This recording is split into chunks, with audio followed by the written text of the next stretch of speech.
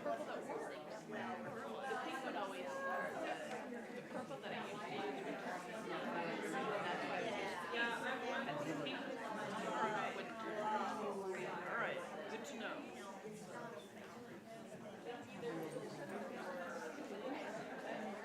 That's what you can read, right? If Orvis and she was home walking,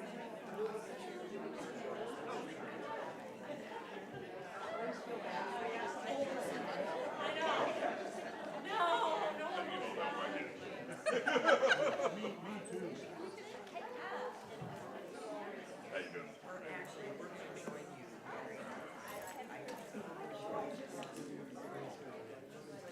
If Orvis, do you know Orvis?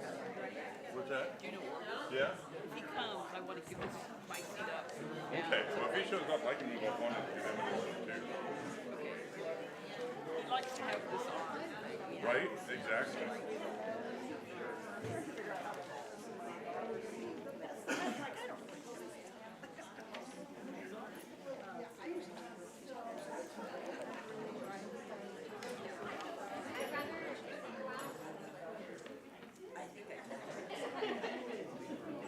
I usually do that.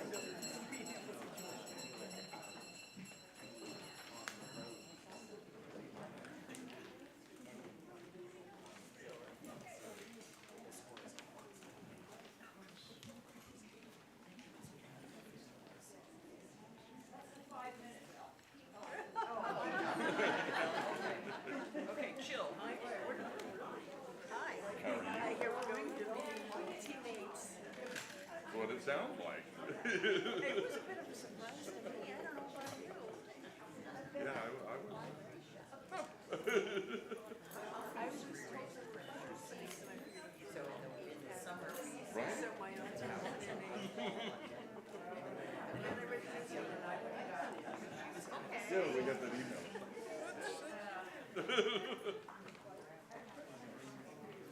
Yeah, the year I was elected,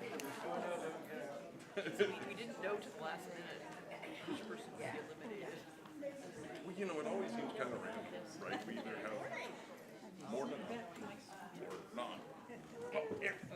Sit up here. We were just talking about how it's going to be sanctuary. Give you your spot there.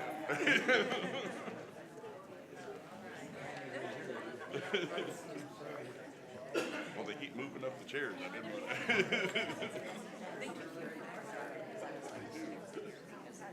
Since Jamie's going to be on video.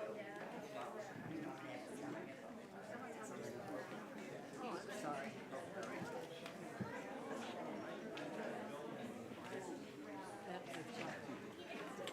I told Denise, she said, they was in the shop, they were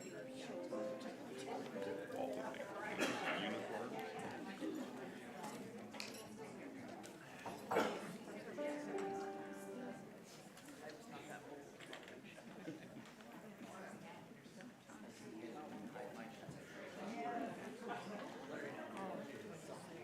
I'm not sure my parents went for that. Maybe that's why I was trained to be shy. Exactly. We have different expectations.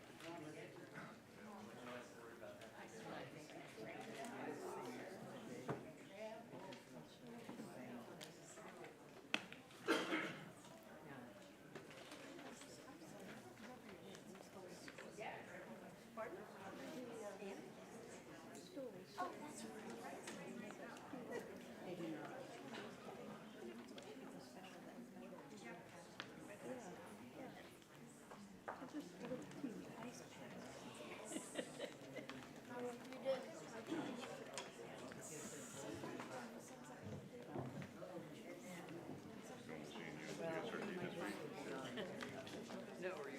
Yeah. I suckered that dragon in my hand.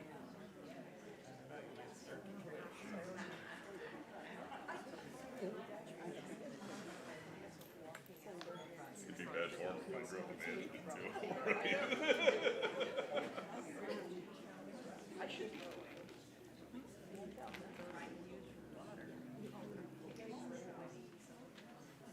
You know, you serve your term and then.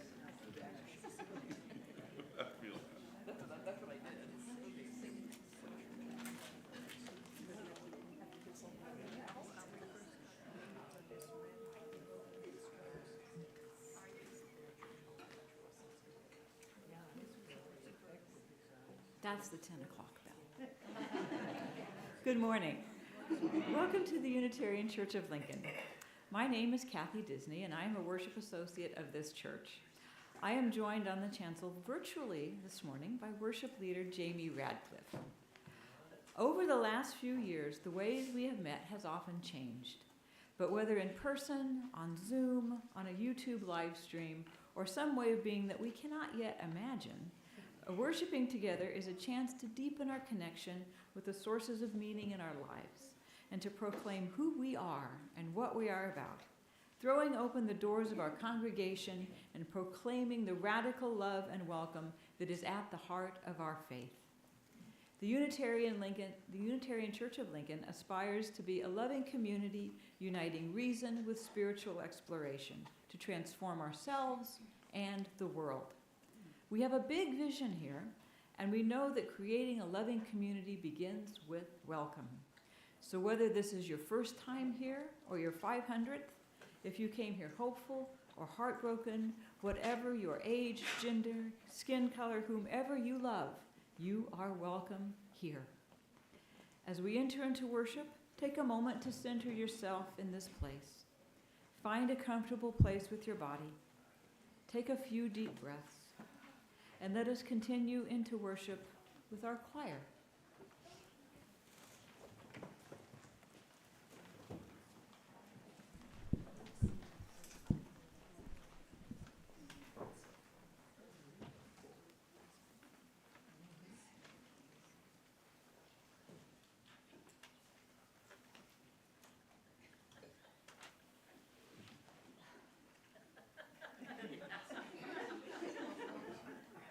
Always the basis.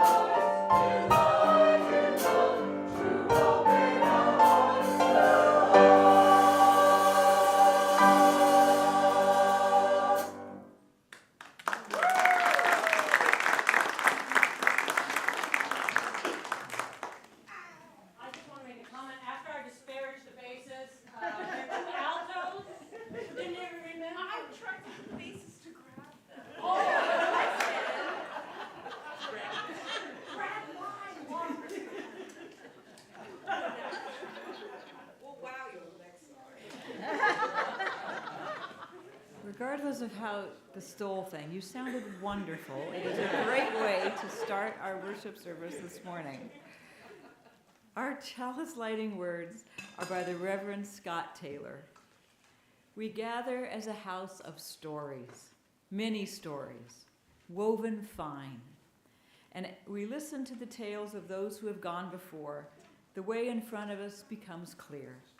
As we make spaces for voices long silenced, all of us become more free.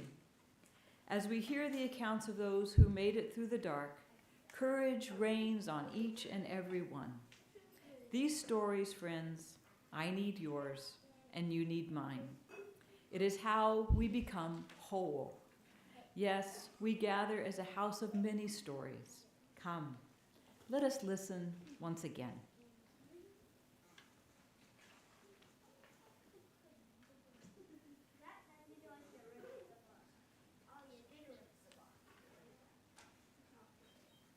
Now will you please stand in body and spirit and join in singing number 318 in the gray hymnal, We Would Be One.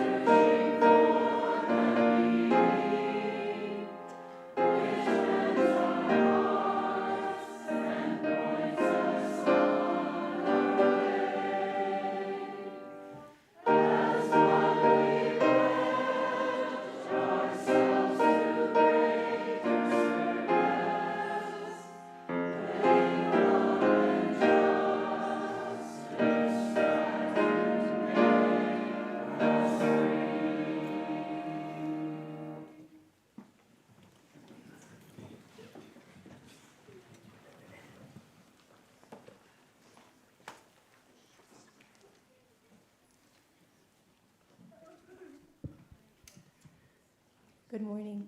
Good morning. I just want to look at all of you.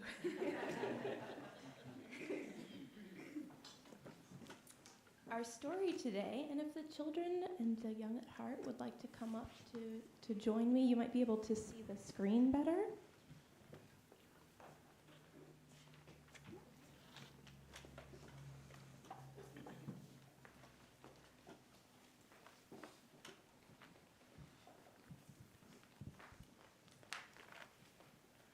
Our story today is called Jose Feeds the World by David Unger and illustrated by Marta Alvarez Miguens.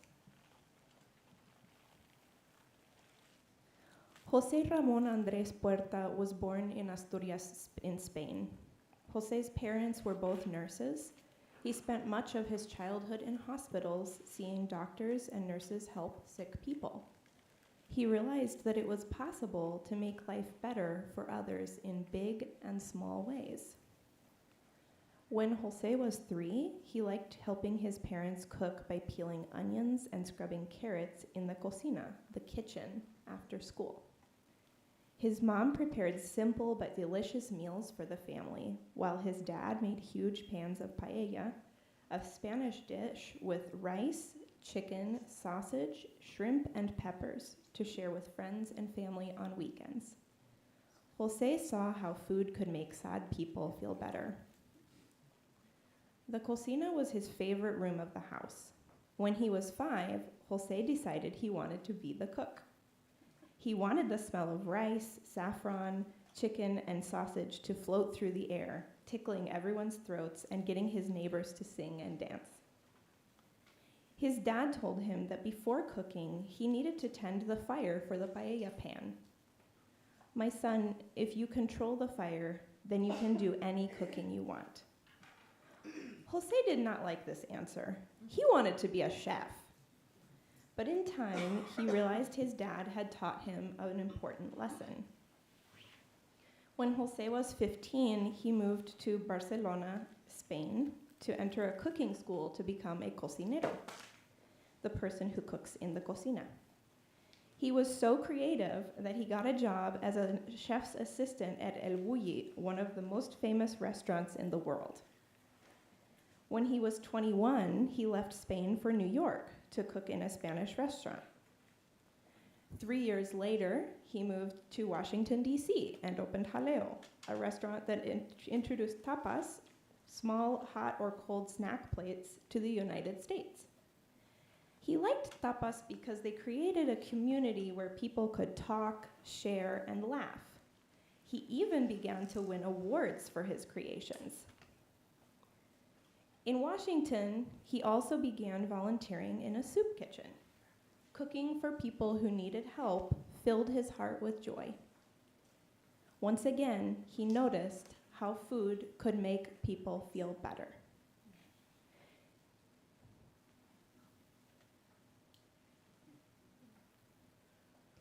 In 2010, a terrible earthquake hit Haiti. He saw news reports of people losing their homes and having no food or water. Many were dying, and many more had no place to live and no food to eat. He needed to help. He brought a few friends along with him. He cooked food for the Haitians, but realized it wasn't enough and needed to come up with a plan to help even more people.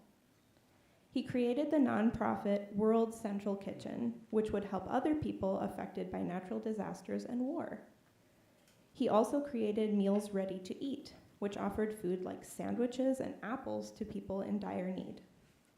During COVID in 2020, he set up a distribution system to feed tens of thousands of hospital workers.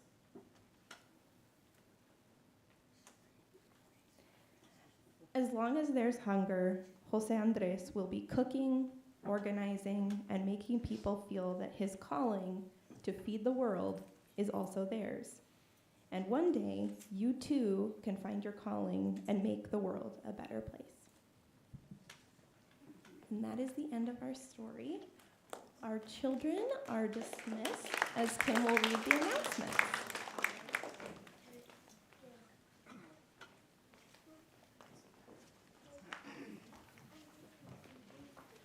Good morning. I'm Kim Zeman, President of the Board of Trustees.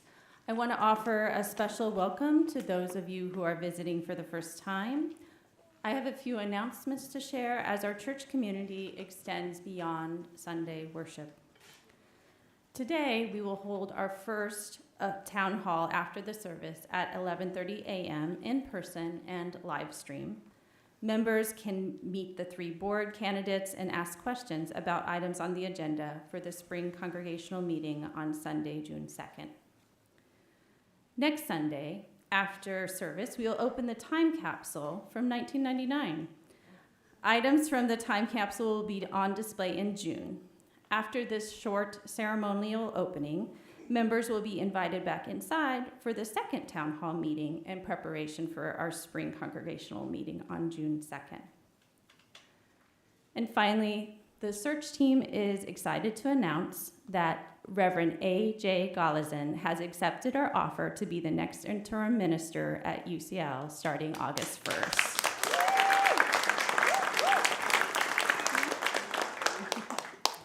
Through extensive interviews and reference checks, the search teams feels that we are well matched with Reverend AJ. His excitement and passion for interim ministry, as well as his curiosity and compassion, will help guide our congregation in the interim process of searching for our next settled minister.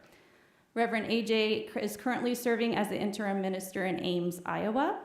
He has previous experience as an intern minister and chaplain. He has served congregations in Wisconsin, Canada, Texas, and Iowa. He currently he has a home near the Apostle Island National Lake Shore in northern Wisconsin with his husband, Matthew, who is a psychiatric nurse. So he is very excited to begin his ministry here in Lincoln. I just talked to him on Zoom again yesterday. So.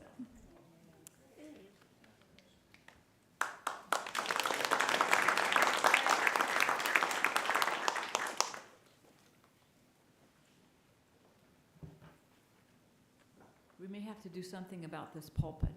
Reverend AJ is 6'5". But we will do that. A central part of our services is the time we join together as a community to mark the moments of our lives. We share with one another our joys, our sorrows, the events that mark the steps on our journey. The threads of sorrow and those of joy are intertwined in the fabric of our lives, present for all, remembered by all. We share these threads, and then they are woven together with those of others in our community. Our joys are shared and magnified. We are comforted in our sorrows.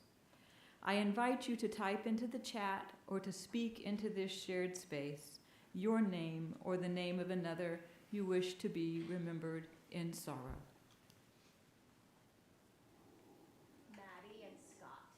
Maddie and Scott.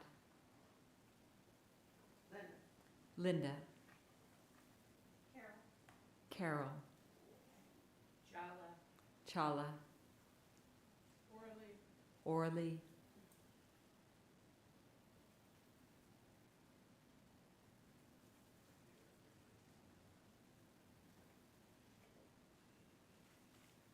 We do not have anything yet in the chat, but if something shows up, I will circle back to that. Joy lives in the same space as sorrow.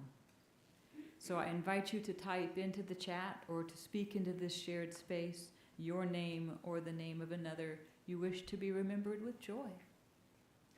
The Interim Search Committee. Thank you. The Interim Search Committee. Allison and Jose are going to be married next month. Allison, who just read our story, for those who may not know that part. Steve. My family on the birth of a granddaughter. Martha's family on the birth of a granddaughter. Bella's graduation from high school. Oh my goodness. Magna cum laude. Ella's graduation from high school, magna cum laude. A Street Band on Thursday. The A Street Band on Thursday, which was just hot.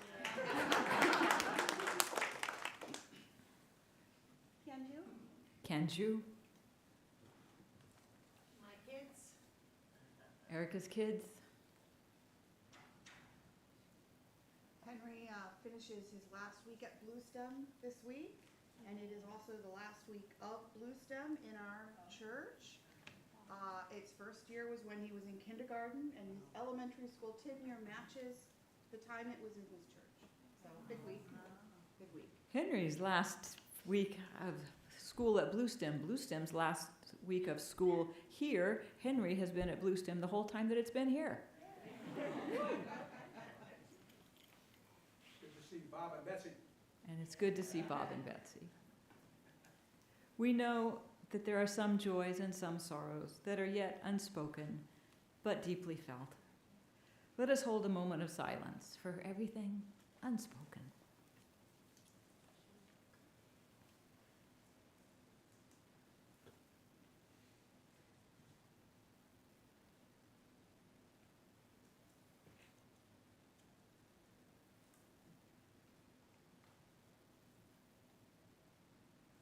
Thank you for your presence.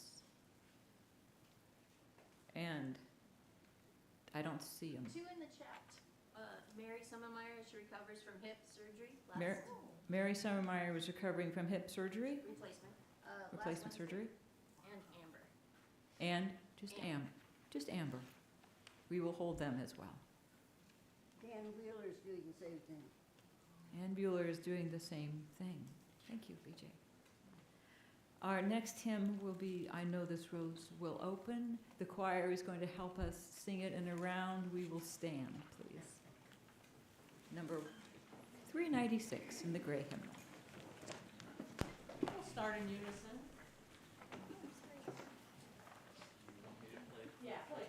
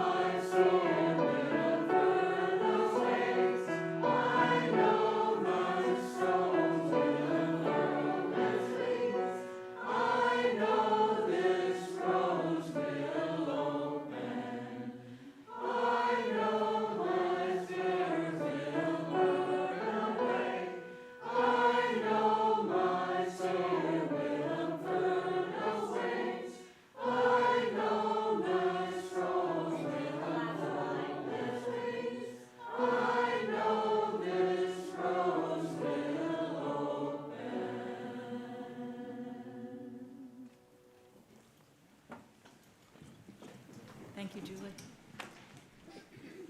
This is a Share the Plate Sunday. The Unitarian Church of Lincoln's Share the Plate program is a visible and tangible way for us to support our partners in the community. Every year, the congregation votes on 10 local nonprofits, and all cash and designated offerings on a particular Sunday go to that nonprofit. This would be a good time to mention that we will be reviewing those organizations nominated for Share the Plate for next church year during the town hall meeting following the service, so please stay around for that. This year's Share the Plate recipient is the Center for People. Belinda Acosta will now tell us a little bit about their work.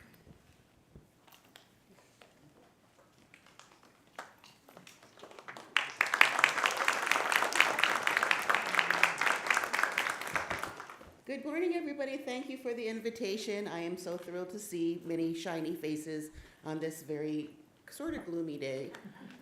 It's gloomy, a big tree fell on my lawn, and so that made me scared, but I'm not scared anymore. I am here and happy to share information about the Center for People. How many of you have heard of the Center for People? Good, I'm glad to hear that. And actually some of you look familiar from volunteering or coming to some of our events. The Center for People has been around for 21 years. It is best known for helping with basic needs like food and diapers, which we do daily with our People's Pantry. We always have volunteer opportunities for that. We have been building up our education programs and are becoming more known for that, which I hope that I can answer any questions about that. Basically, the reason for that is because we understand that people do need to eat every day, but you can't learn on an empty stomach, and you can't feed people out of poverty.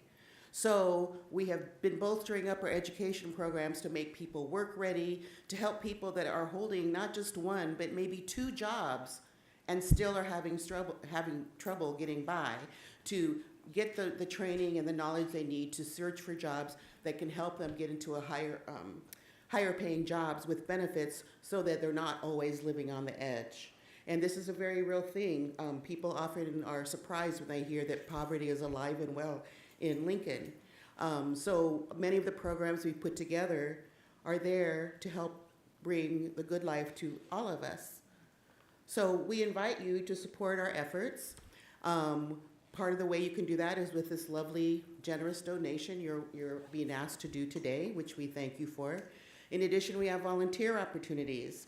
Daily, we have our People's Pantry, that we have 2 shifts in the morning and the afternoon where our visitors can come and collect food and diapers as needed.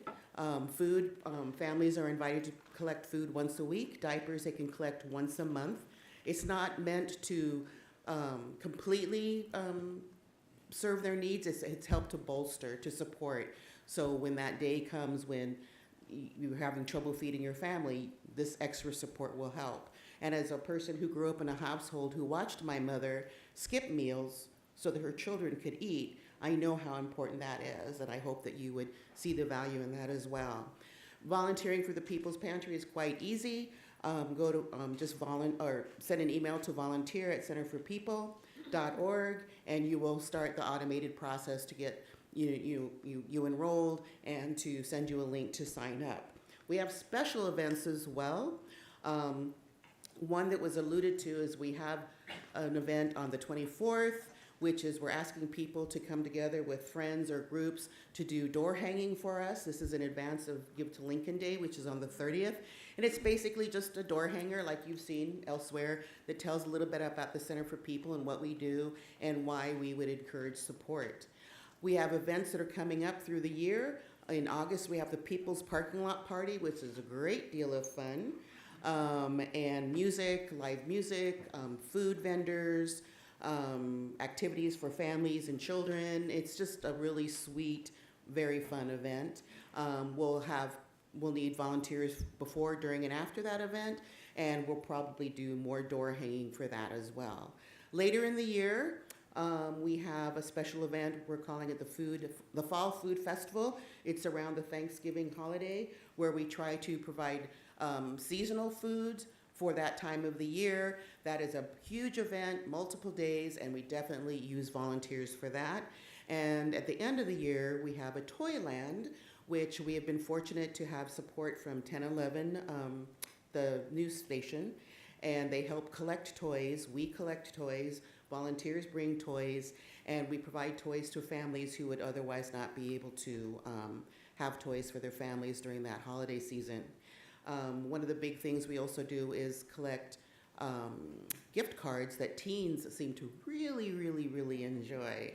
And it always warms my heart when a teen picks up the gift card and is telling me how they are so happy to have this gift card because they want to buy a gift for their mom or their dad or a sibling. They're not even thinking about themselves. So there are wonderful opportunities there to volunteer and to meet folks that we sometimes forget about. When many of us have been fortunate enough to not have to worry about our meal or worry about how to keep our children or our babies diapered, it's a very humbling experience when someone thanks you from someplace very deep in their heart. And I encourage you to come have that experience, make friends.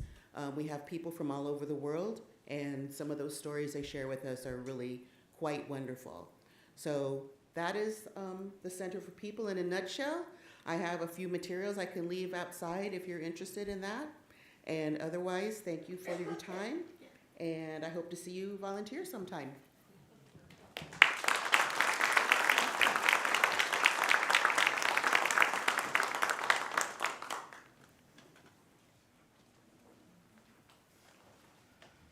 Thank you, Belinda. As a reminder, any loose cash or checks made to the Unitarian Church of Lincoln with Center for People in the memo line will go to the Center for People. You may also text your offering to UC Lincoln and the amount to 73256 and designate Share the Plate. That's UC Lincoln and the amount to 73256 with the designation of Share the Plate. As our choir sings, will the ushers please come forward? The offering will now be gratefully received.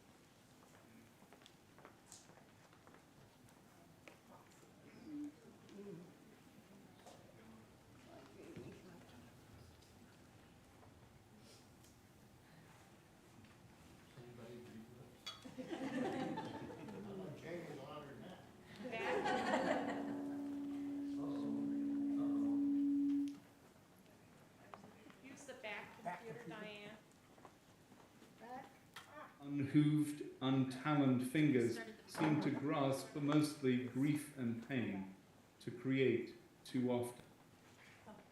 Do over. Our reading today is To Be a Person by Jane Hirschfield. To be a person is an untenable proposition, odd of proportion, upright, unbalanced of body, feeling, and mind. Two predators' eyes face forward, yet always seem to be trying to look back. Unhooved, untaloned fingers seem to grasp mostly grief and pain, to create too often mostly grief and pain. Some take in witnessed suffering pleasure. Some make of witnessed suffering beauty. On the other side, a creature capable of blushing, who chooses to spin until dizzy, likes what is shiny, demands to stay awake even when sleepy, learns what is basic, what acid, what are stomata, nuclei, jokes, which birds are flightless, learns to play four-handed piano, to play, when it is needed, one-handed piano, hums, feeds strays, says, all together now, on three. To be a person may be possible then, after all. Or the question may be considered still at least open, an unused drawer, a pair of waiting work boots.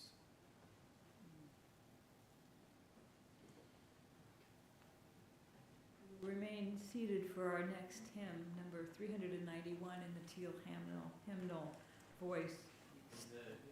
In the gray hymnal. Thank you, Bill.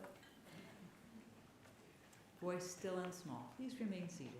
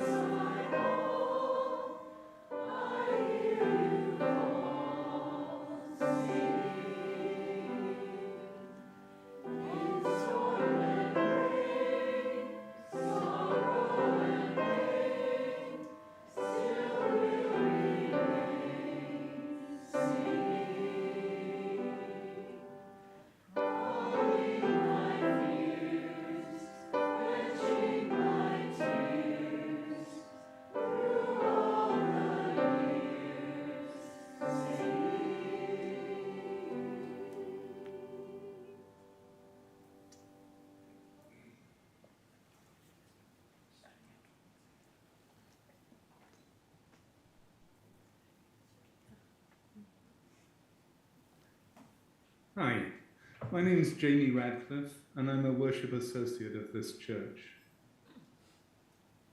Jane Hirschfeld, in the poem To Be a Person that we just heard, tries to capture the contradictions of the human condition.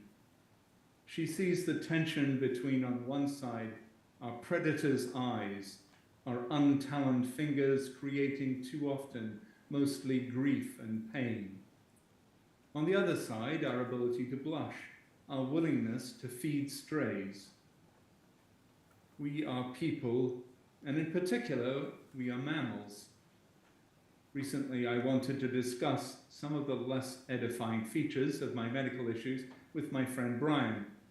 I checked with him that we had reached a stage in our friendship when this was not an inappropriate topic. In reply, he used the phrase, "this mammal journey." I love that. It captures such a large part of our lives.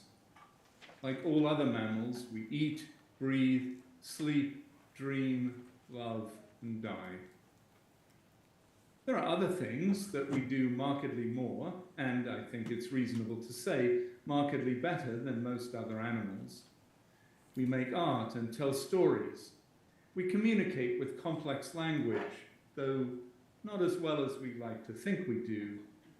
We reason, but if I am to believe my 40 years of experience teaching mathematics, not perfectly. Hirschfeld clear-sightedly considers our mammal inheritance both good and bad. She also notes some more distinctively human features. Some take, in witness suffering, pleasure. Some make of witness suffering beauty. I'd like to tell you a story about beauty and suffering. In 1938, the poet Wystan Hugh Auden visited the Royal Musée des Beaux-Arts, or Fine Arts Museum in Brussels. Auden had just returned from a trip to China with his friend Christopher Isherwood. The two of them were in the process of writing a book about that trip and about the war then going on between Japan and China. The book was called Journey to a War and contained a mixture of Isherwood's prose and Auden's poetry. Auden had decided to rent a flat in Brussels while working on the book to eliminate the distractions of life in England. But in 1938, it was very difficult to eliminate distractions. The clouds of war hung over Europe as they did over China, though in less active form. In March 1938, the German army marched into Austria, unopposed by the Austrian army. And a few days later, a plebiscite was held without secret ballots as to whether Germany and Austria should be unified. The results tell the whole sordid story. 99.7% yes votes. Through the summer of 1938, Hitler was also pressuring Czechoslovakia to hand over to Germany the Sudetenland. This was a portion of northwestern Czechoslovakia where many people of ethnic German origin lived. Auden's time in Brussels ended just as the Munich Agreement, signed by Britain, France, Germany, and Italy, but not Czechoslovakia, authorized the annexation of the Sudetenland by Germany. In addition, other portions of Czechoslovakia were ceded to Poland and Hungary. I think it's safe to say that while writing a book about a war, with talk of war all around, Auden was not in his most light-hearted mood. But he did visit the Musée des Beaux-Arts, and while there, he saw the room containing their collection of paintings by Peter Bruegel the Elder, one of the most significant Flemish painters of the Renaissance, who worked in the mid-1500s.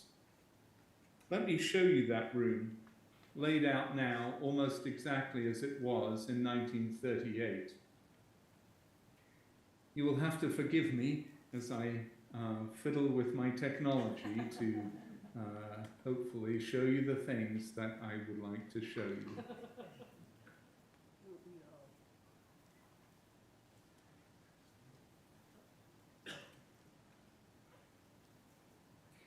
Here is the Bruegel room in the Musée des Beaux-Arts in Brussels.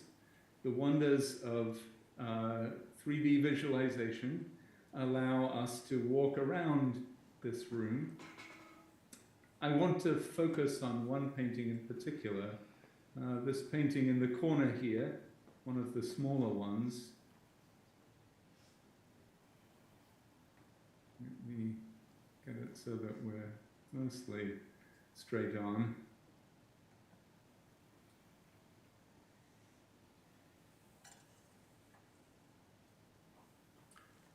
This painting, The Fall of Icarus, inspired Auden to write one of his best, in my opinion, poems, Musée des Beaux-Arts. In Greek mythology, Icarus was the son of the master craftsman Daedalus. When father and son were imprisoned in a tall tower by King Minos of Crete, Daedalus made wings from feathers, threads, and beeswax. Father and son, they flew up from the tower and away. But Icarus ignored his father's warning to fly neither too close to the sea nor too close to the sun. He flew higher and higher, and eventually the sun melted the wax on his wings. He fell into the sea and drowned. And here we are looking at Bruegel's picture of that sad event, his picture entitled The Fall of Icarus. What do we see? Dominating the foreground in a bright red shirt is a ploughman cutting the most beautiful furrows, his plough pulled by a hard-working horse. Behind that field, there's a shepherd looking bored, a sheepdog looking faithful, and sheep looking sheepish. But where is Icarus? We should zoom in a little, as Auden surely came closer to the painting to examine the picture carefully.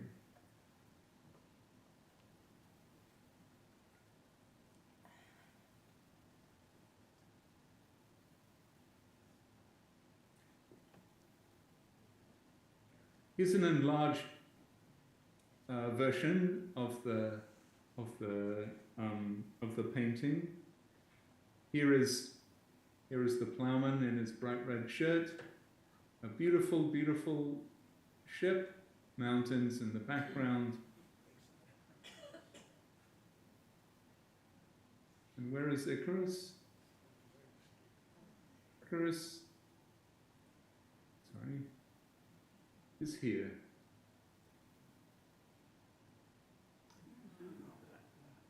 Here are Icarus's legs as he has fallen into the sea and is drowning.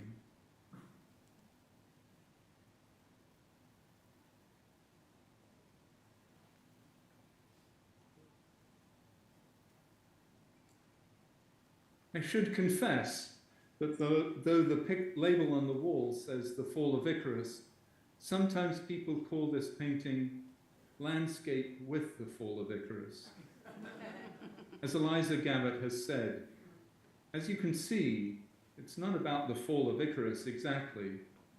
It's a landscape with the fall of Icarus off to the side.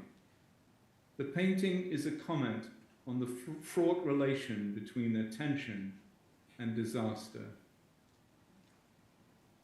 Here's what Auden wrote. About suffering, they were never wrong, the old masters. How well they understood its human position, how it takes place while someone else is eating or opening a window or just walking dully along.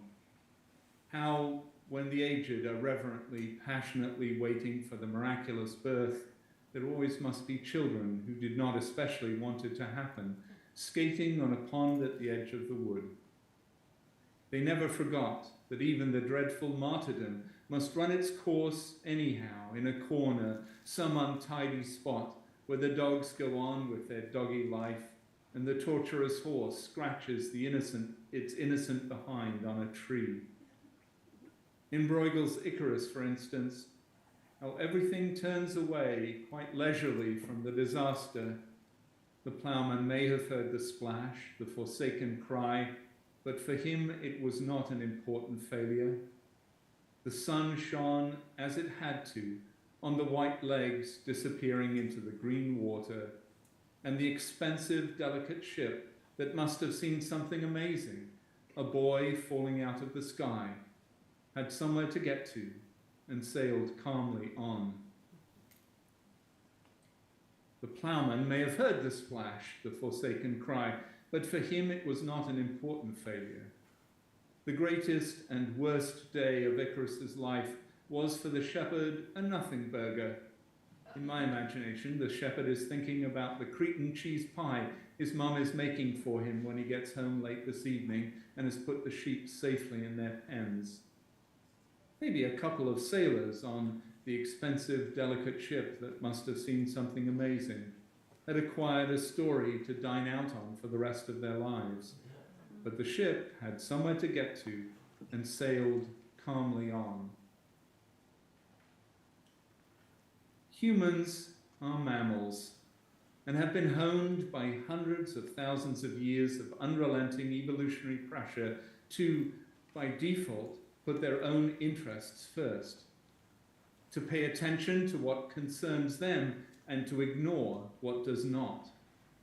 Our predator's eyes see what's in our best interests. Our unhooved, untaloned fingers grasp for what we feel is ours by right. But just because it's the mammal default to put our own interests first, indeed the human default to put our own interests first, it is not the only option. I want to tell another story from the late 1930s, the story of Martha and Waitstill Sharp. Martha was a social work graduate of Northwestern University.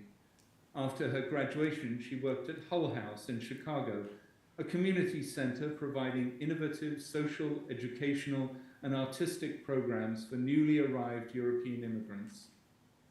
Waitstill graduated from Harvard Law School in 1926 and met Martha in 1927. They married, and after Waitstill took a second degree from Harvard, the couple settled in Wellesley, Massachusetts. Okay, I can't cover it up anymore. Waitstill Sharp was the minister at the Unitarian Church of Wellesley Hills.